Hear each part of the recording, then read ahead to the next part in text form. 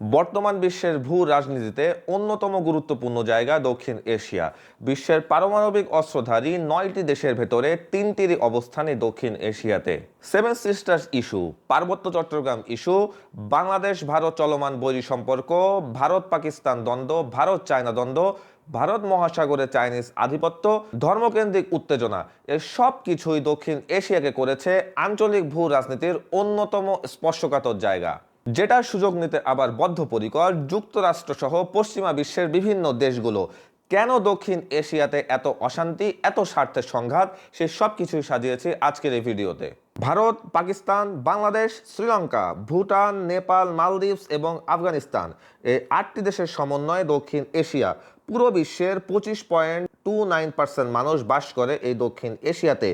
এখানের অন্যতম স্পর্শকাতর জিনিস হলো ভারত পাকিস্তান সম্পর্ক এবং ভারত চায়না সম্পর্ক। বৃহত্তম অর্থনীতি এবং সামরিক শক্তিধর দুটি দেশ ভারত এবং চায়নার বর্তমান সম্পর্ক একেবারেই ভালো যাচ্ছে না। ভারতের অরুণাচল প্রদেশের সাথে চায়না 3488 কিলোমিটার দীর্ঘ বর্ডার লাইন রয়েছে, যেটাকে মূলত লাইন অফ অ্যাকচুয়াল কন্ট্রোল বলা হয়। সেখানে সর্বদাই চায়না ওত পেতে আছে যাতে অরুণাচল রাজ্যের দখল তারা নিয়ে যেতে পারে। অরুণাচলকে চায়না তিব্বতের একটা অংশ হিসাবে দাবি করে। এই সীমানাতে 1962 সালে চীন ভারত যুদ্ধ হয় এবং চীন অরুণাচলের কিছু এলাকা দখলও করে নেয়। পরবর্তীতে আবার চীন সেখান থেকে সেনা প্রত্যাহার করে। 2013, 14, 15 সালে বিভিন্ন ঘটনার প্রেক্ষিতে বারবার এখানে ইন্ডিয়ান আর্মি এবং চাইনিজ আর্মি মুখোমুখি অবস্থান করে। রয়েছে দোকলাম সীমান্তে ভারত চীন উত্তেজনা, রয়েছে লাদাখের পূর্ব পাশ বরাবর গালোয়ান রিভার ভ্যালিতে উত্তেজনা। 2020 সালে এখানে চীন ও ভারতের মিলিটারির মুখোমুখি সংঘর্ষ হয়। এই সংঘাতে 20 জনের বেশি ভারতীয় সোলজার এবং 40-এর বেশি চাইনিজ সোলজার নিহত হয়। আবার ঐতিহাসিকভাবে দুই বিপরীত নীতির দেশ ভারত ও পাকিস্তান। ভারতের উত্তর পশ্চিমাংশে রয়েছে পাকিস্তানের সাথে কাশ্মীর কেন্দ্রিক line of control, international boundary বা র্যাডক্লিফ লাইন সহ 3323 কিলোমিটার দীর্ঘ বিশ্বের অন্যতম ডেঞ্জারাস বর্ডার লাইন। এখানে দুই দেশের এতটাই নিরাপত্তা যে রাতের বেলায় মহাশূন্য থেকে এখানে ইন্ডিয়া স্থাপিত প্রায় 1.5 লক্ষ আলোকবাতি দৃষ্টিগোচর হয়। এই ভারত চীন বর্ডার লাইন এবং ভারত পাকিস্তান বর্ডার লাইন দক্ষিণ এশিয়ার জন্য জিও স্ট্র্যাটেজিক্যালি অন্যতম স্পর্শকাতর জায়গা, কারণ এই দুটি বর্ডার লাইন সবসময় ভারত চীন এবং ভারত পাকিস্তানের জন্য নিরাপত্তার হুমকির কারণ হয়ে থাকে। কারণ এই 3টি দেশের কোনোটি এই দুটি স্থানে কেউ কাউকে বিন্দুমাত্র ছাড় দেয় না। কোনো কারণে একটি দেশ বর্ডারের অন্য দেশের উপরে কোনো ধরনের মিলিটারি অ্যাক্টিভিটি নিলে অন্য দেশটিও সমানভাবে বা তার থেকেও বেশি কড়াভাবে পাল্টা জবাব দেয়। যেমন কাশ্মীর ইস্যুকে কেন্দ্র করে ভারত পাকিস্তানের ভেতরে 3বার যুদ্ধ হয়। প্রথমটি 1947 সালে, দ্বিতীয়টি 1965 সালে। 1965 সালে পাকিস্তান কাশ্মীর সীমান্তে অপারেশন জিব্রাল্টার নামে একটা অপারেশন চালায়, আর এই অপারেশনের পরে ভারত পাকিস্তান যুদ্ধে রূপ নেয়। 17 দিনের এই যুদ্ধে উভয় দেশেরই হাজারের বেশি নিহত এবং হতাহতের ঘটনা ঘটে। এই যুদ্ধে এত বেশি যুদ্ধযান এবং ব্যাটল ট্যাঙ্ক ব্যবহার করা হয়েছিল যে দ্বিতীয় বিশ্বযুদ্ধের পরে এটাই ছিল কোনো যুদ্ধে এত বেশি মিলিটারি ইকুইপমেন্ট ব্যবহার করা। আর তৃতীয় যে যুদ্ধটা হয় সেটা হয় 1999 সালে, যেটা কার্গিল যুদ্ধ নামে পরিচিত। পাকিস্তান প্রথমে স্বীকার করতে না চাইলেও পরে তৎকালীন প্রধানমন্ত্রী নওয়াজ শরীফ স্টেটমেন্ট দেন যে এই যুদ্ধে 4000-এর উপরে পাকিস্তান মিলিটারি নিহত হয়েছে। আবার chicken neck Bharat, China, Bangladesh এই 3 দেশের জন্য জিও স্ট্র্যাটেজিক্যালি গুরুত্বপূর্ণ জায়গা। আবার সেভেন সিস্টার রাজ্য এই অঞ্চলের অন্যতম নিরাপত্তার ঝুঁকিতে রয়েছে।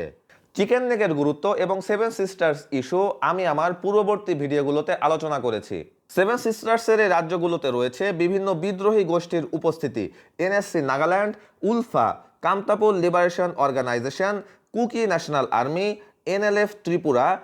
প্রত্যেকটি বিদ্রোহী গোষ্ঠীরই একমাত্র লক্ষ্য তাদের স্ব স্ব রাজ্যগুলোর ভারতের কেন্দ্রীয় সরকার হতে স্বাধীনতা। এই প্রত্যেকটি বিদ্রোহী গোষ্ঠী আধুনিক সমরাস্ত্রে সজ্জিত এবং তাদের রয়েছে যে কোনো রকমের অঞ্চল ভিত্তিক যুদ্ধে জড়িয়ে পড়ার সক্ষমতা।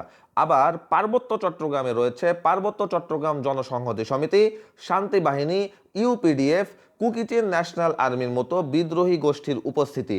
এদের অধিকাংশই আধুনিক অস্ত্রশস্ত্রে সজ্জিত। এর মধ্যে কুকি চীন একই সাথে মায়ানমারের সিন রাজ্য, ভারতের সেভেন সিস্টার্সের মণিপুর রাজ্য ও বাংলাদেশের পার্বত্য চট্টগ্রামে বিদ্রোহে লিপ্ত।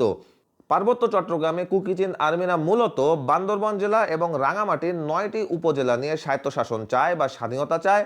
আবার ভারতের দক্ষিণাংশে গা ঘেঁষে রয়েছে শ্রীলঙ্কা, সেখানে হাম্বানটোটা বন্দরটি 99 বছরের জন্য লিজ নিয়েছে চায়না, অর্থাৎ সেখানে রয়েছে চাইনিজ ঘাঁটি। সম্প্রতি ভারত মহাসাগরে শ্রীলঙ্কার কাছাকাছি চীনের জাহাজ দেখা গিয়েছে, যেটাকে ভারত দাবি করছে এটা চীনের স্পাইশিপ, যেটা চীন ভারত মহাসাগরে তার আধিপত্য নিয়ন্ত্রণের জন্য নিয়োগ করেছে। ভারত মহাসাগরে চীনের এই নতুন কর্মকাণ্ড এবং শ্রীলঙ্কাতে চীনের ঘাঁটি ভারত মহাসাগরের অস্থিতিশীলতাকে আরও বাড়িয়ে দিতে পারে। বাংলাদেশ মায়ানমার সম্পর্ক রয়েছে চরম নেতিবাচক অবস্থায়। রোহিঙ্গা ইস্যুকে কেন্দ্র করে দুই দেশ এখনো কোনো সুরাহা করতে পারেনি। এর পেছনে চায়না, ইন্ডিয়া এবং সম্পূর্ণ সাউথ এশিয়ার রিজিওনাল পলিসি জড়িত, যেটা বিস্তারিত আলোচনার বিষয়। বর্তমানে দক্ষিণ এশিয়ার সবচাইতে আলোচনার যে বিষয়বস্তু সেটা হলো ভারত বাংলাদেশ সম্পর্ক। এই দুই দেশের সম্পর্ক বাংলাদেশের জন্ম হওয়ার পর থেকে সর্বোচ্চ পর্যায়ে তলানিতে গিয়ে ঠেকেছে। আন্তর্জাতিক পানি ব্যবহার, সীমান্ত সংঘাত দুই দেশের সম্পর্কের ভেতরে বড় টানাপোড়েন তৈরি করেছে। ধর্মকেন্দ্রিক অবিশ্বাস, সন্দেহ, মিথ্যাচার, ধর্মকে কেন্দ্র করে উপমহাদেশের রাজনীতির ছক প্রস্তুত করা, সংখ্যালঘু ইস্যুতে বিচ্ছিন্ন বিভিন্ন ঘটনা এই দুই দেশের সম্পর্ককে আরো বেশি নেতিবাচক দিকে নিয়ে যাচ্ছে। হিন্দু মুসলমান যারা এই দক্ষিণ এশিয়ার প্রধান দুই ধর্মীয় জাতি, তাদের ভেতর বিশ্বাসের স্তম্ভ ভেঙে যেতে বসেছে।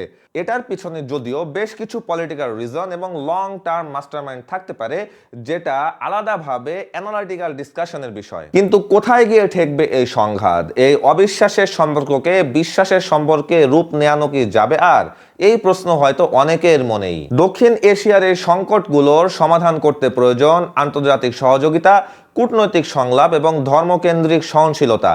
আপনাদের কি মনে হয় কোন পদক্ষেপ গ্রহণ করলে এই অঞ্চলে শান্তি চলে আসতে পারে? সেটি অবশ্যই কমেন্ট বক্সে জানিয়ে দিন এবং ভিডিওটি ভালো লেগে থাকলে অবশ্যই সাবস্ক্রাইব করুন এবং সাথেই থাকুন। ধন্যবাদ সবাইকে।